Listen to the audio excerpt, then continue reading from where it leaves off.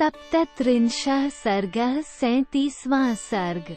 श्रीराम आदि का वल्कल वस्त्र धारण।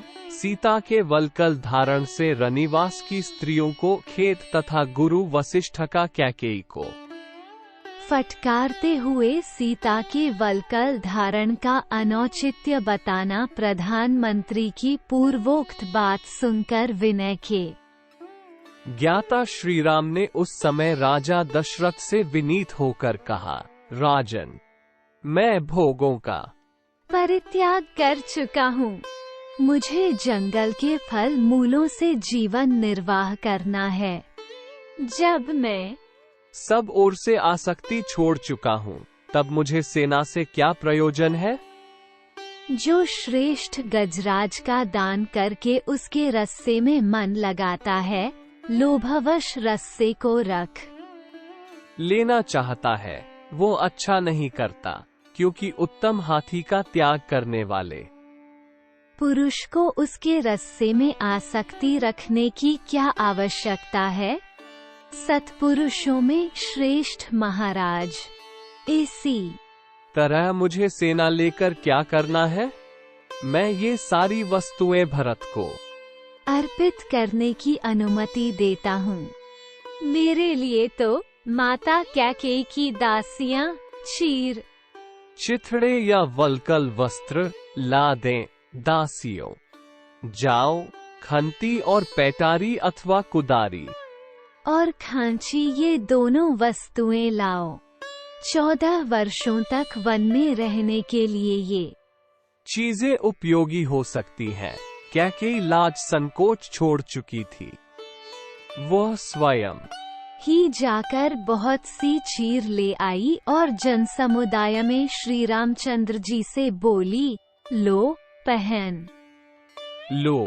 पुरुष सिंह श्रीराम ने कैकेयी के हाथ से 2 चीर ले लिए और अपने महीन वस्त्र उतार कर मुनियों के से वस्त्र धारण कर लिए। इसी प्रकार लक्ष्मण ने भी अपने पिता के सामने ही दोनों सुंदर वस्त्र उतारकर तपस्वियों के से वल्कल वस्त्र पहन लिए। तदनंतर रेशमी वस्त्र पहनने और धर्म पर ही दृष्टि रखने वाली धर्मज्ञा शुभलक्षणा जनक नंदिनी सीता अपने पहनने के लिए भी चीरवस्त्र को प्रस्तुत देख उसी प्रकार डर गईं, जैसे मृगी बिछे हुए जाल को देखकर भयभीत हो जाती है। वे कैकेयी के हाथ से 2 वल्कल वस्त्र लेकर लज्जित सी हो गईं। उनके मन में बड़ा दुख हुआ और नेत्रों में आंसू भर आए। उस समय उन्होंने गंधर्वराज के समान तेजस्वी पति से इस प्रकार पूछा, नाथ, वनवासी मुनिलोग चीर कैसे बांधते हैं। ये कहकर उसे धारण करने में कुशल न होने के कारण सीता बारंबार मोह में पड़ जाती थीं।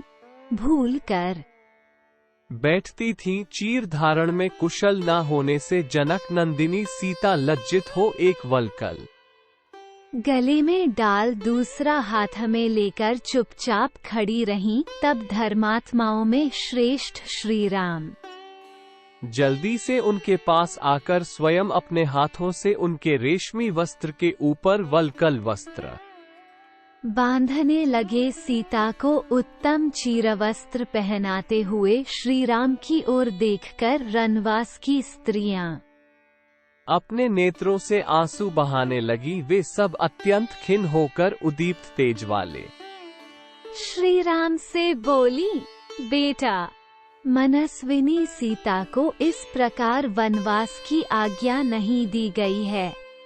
प्रभु, तुम पिता की आज्ञा का पालन करने के लिए जब तक निर्जन वन में जाकर रहोगे, तब तक इसी को देखकर हमारा जीवन सफल होने दो। बेटा, तुम लक्ष्मण को अपना साथी बनाकर उनके साथ वन को जाओ। परंतु ये कल्याणी सीता तपस्वी मुनि की भांति वन में निवास करने के योग्य नहीं है। पुत्र, तुम हमारी यह याचना सफल करो। भामिनी सीता यहीं रहे। तुम तो नित्य धर्मपरायण हो, अतः स्वयं इस समय यहाँ नहीं रहना चाहते हो, परंतु सीता को तो रहने दो। माताओं की ऐसी बातें सुनते हुए भी दशरथ नंदन श्री राम ने सीता को वल्कल वस्त्र पहना ही दिया। पति के समान शील स्वभाव वाली सीता के वल्कल धारण कर लेने पर राजा के गुरु वशिष्ठ जी के नेत्रों में आंसू भर आया। उन्होंने सीता को रोककर कैकेयी से कहा, मर्यादा का उल्लंघन करके अधर्म की ओर पैर बढ़ाने वाली दुर्बुद्धि कैकेयी, तू केकई राजा के कुल की जीती जागती कलंक है। अरे, राजा को धोखा देकर अब तू सीमा के भीतर नहीं रहना चाहती है। शील का परित्याग करने वाली दुष्टे देवी सीता वन में नहीं जाएंगी। राम के लिए प्रस्तुत हुए राज सिंहासन पर ये ही बैठेंगी। संपूर्ण गृहस्थों की पत्नियां उनका आधा अंग हैं। इस तरह सीता देवी भी श्री राम की आत्मा है, अतः उनकी जगह ये ही इस राज्य का पालन करेंगी। यदि विदेहनंदिनी सीता श्री राम के साथ वन में जाएंगी तो हम लोग भी इनके साथ चले जाएंगे। ये सारा नगर भी चला जाएगा और अंतपुर के रक्षक भी चले जाएंगे अपनी पत्नी के साथ।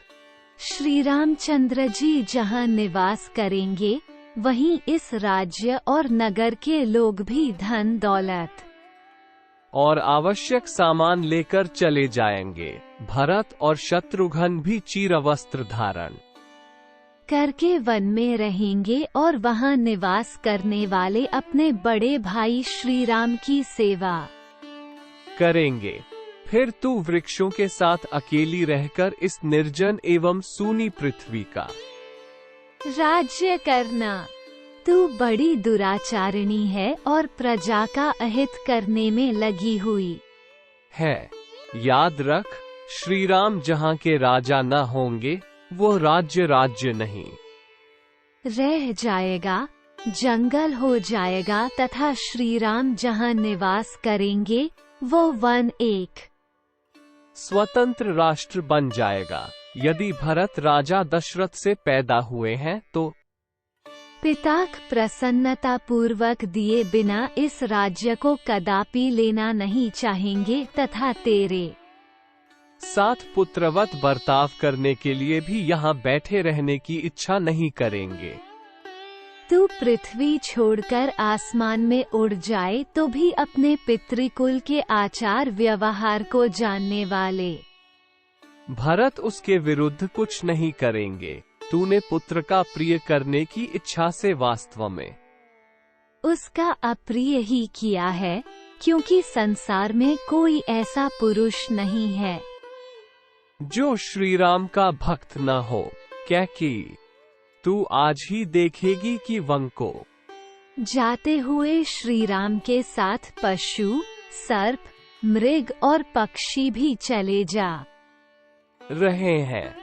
औरों की तो बात ही क्या, वृक्ष भी उनके साथ जाने को उत्सुक है।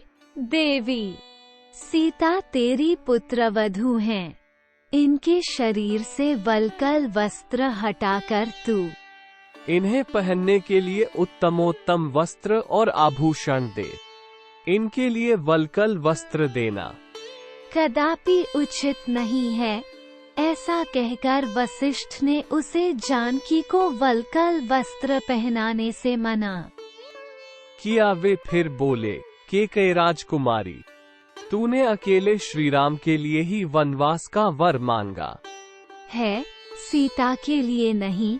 अतः ये राजकुमारी वस्त्राभूषणों से विभूषित होकर सदा श्रृंगार धारण करके वन में श्री रामचंद्र जी के साथ निवास करें। राजकुमारी सीता मुख्य सेवकों तथा सवारियों के साथ सब प्रकार के वस्त्रों और आवश्यक उपकरणों से संपन्न होकर वन की यात्रा करें। तूने वर मांगते समय पहले सीता के वनवास की कोई चर्चा नहीं की थी, अतः इन्हें वल्कल वस्त्र नहीं पहनाया जा सकता। ब्राह्मण शिरोमणि अप्रतिम प्रभावशाली राजगुरु महर्षि वशिष्ठ के ऐसा कहने पर भी सीता अपने प्रियतम पति के समान ही वेशभूषा धारण करने की इच्छा रखकर उस चीर धारण से विरत नहीं हुई। इत्यार्षे श्रीमद् रामायणे वाल्मीकिये आदि काव्ये अयोध्या कांडे 37 सर्ग। इस प्रकार श्री वाल्मीकि निर्मित आर्ष रामायण आदि काव्य के अयोध्या कांड में 37वां